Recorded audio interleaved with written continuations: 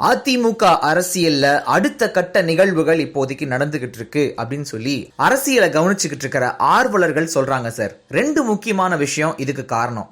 முதல் முக்கியமான விஷயம் என்ன அப்படின்னா, தமிழகத்தோட முதல்வர் திரு ஓ பன்னீர்செல்வம் அவரோட பதவியை சசிகலா நடராஜன் கிட்ட ஒப்படைக்கணும் அப்படின்னு சொல்லி அதிமுகவோட கோபாசே கொள்கை பரப்பு செயலாளர் தம்பிதுரை ஒரு போர்க்கொடி தூக்கி இருக்காரு.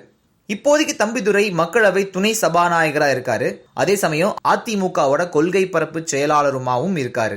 அவர் இன்னைக்கு வெளியிட்டிருக்கிற அறிக்கையை தான் இந்த ஒரு விஷயத்த சொல்லியிருக்காருங்க. கட்சியோட தலைமை பொறுப்பும் ஆட்சியோட தலைமை பொறுப்பும் தனித்தனியா இருக்கிறது சரியான விஷயம் இல்ல.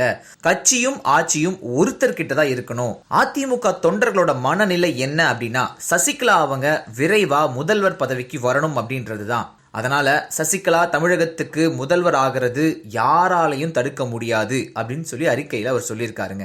அதே சமயம் அதிமுகவோட மூத்த தலைவர்கள் கொடுக்கிற பிரஷர் காரணமா தமிழகத்தோட முதல்வர் பதவியிலிருந்து திரு ஓ பன்னீர்செல்வம் அவர்கள் எந்த நேரத்திலையும் நீக்கப்படலாம், இல்ல ராஜினாமா செய்யும் ஒரு நிலைமை உருவாகலாம் அப்படின்னு சொல்லி சொல்றாங்க சார். முன்னாள் முதல்வர் ஜெயலலிதா இறந்து போனப்பவே சசிகலா அவர்கள் முதல்வர் ஆகிறதுக்கு முயற்சி பண்ணாங்க.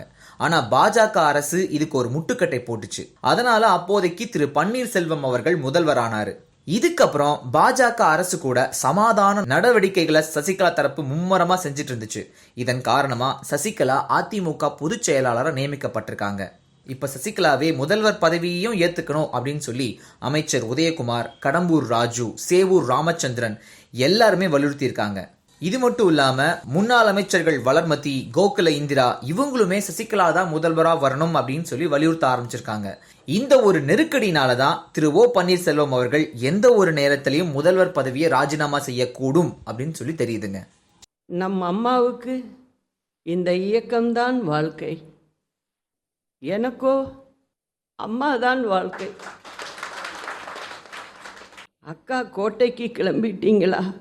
அக்கா மதிய சாப்பாட்டிற்கு என்ன வேண்டும் என அனுதினமும் அம்மாவை பற்றிய சிந்திப்புகளிலேயே என் வாழ்நாட்களை செலவழித்தவள் நான்.